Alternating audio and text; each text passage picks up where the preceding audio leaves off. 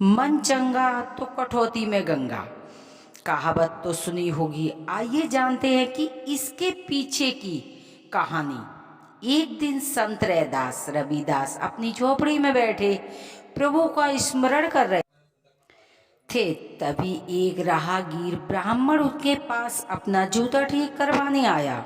रैदास ने पूछा, कहाँ जा रहे हो? ब्राह्मण बोला, गंगा स्नान करने जा रहा हूँ। जूता ठीक करने के बाद ब्राह्मण द्वारा दी गई मुद्रा रैदास जी ने कहा कि आप यह मुद्रा मेरी तरफ से माँ गंगा को चढ़ा देना। ब्राह्मण जब गंगा पहुंचा और गंगा स्नान के बाद जैसे ही ब्राह्मण ने कहा, हे गंगे, रैदास की मुद्रा स्वीकार करो, तभी गंगा से एक हाथ आया और उस मुद्रा को लेकर उसने बदले में ब्राह्मण को एक सोने का कंगन दे दिया। ब्राह्मण जब कंगन लेकर वापस लौट रहा था, तब उसके मन में विचार आया कि रैदास को कैसे पता चलेगा कि गंगा ने बदले में कंगन दिया है। मैं इस कंगन को राजा को दे देता हूँ, जिसके बदले मुझे उपहार मिलेगा। उसने राजा को कंगन दिया, बदले में उपहार लेकर घर गया।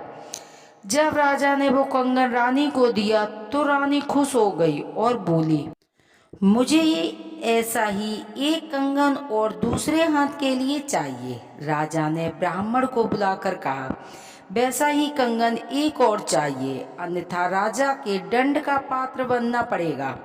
ब्राह्मण परेशान हो गया कि दूसरा कंगन कहाँ से लाऊं।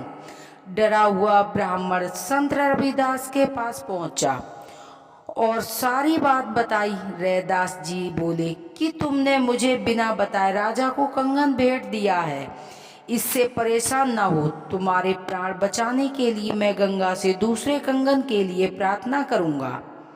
ऐसा कहते ही रैदास जी ने अपनी वह कठौती उठाई जिसमें वो चमड़ा गलाते थे। उसमें पानी भरा था। रैदास जी ने माँ गंगा का आह्वान कर अपनी कठौती से जल छिड़का। जल छिड़कते ही कठौती में एक वैसा ही कंगन प्रकट हो गया। रैदास जी ने वो कंगन ब्राह्मण को दे दिया। ब्राह्मण खुश होकर राजा को वहां कंगन भेंट करने चला गया। तभी से यह कहावत प्रचलित हुई है कि मन चंगा तो कठौती में गंगा। यदि हमारी कथा कहानियाँ आपको पसंद आती हैं तो प्लीज़ चैनल को सब्सक्राइब करें, वीडियो को लाइक करें।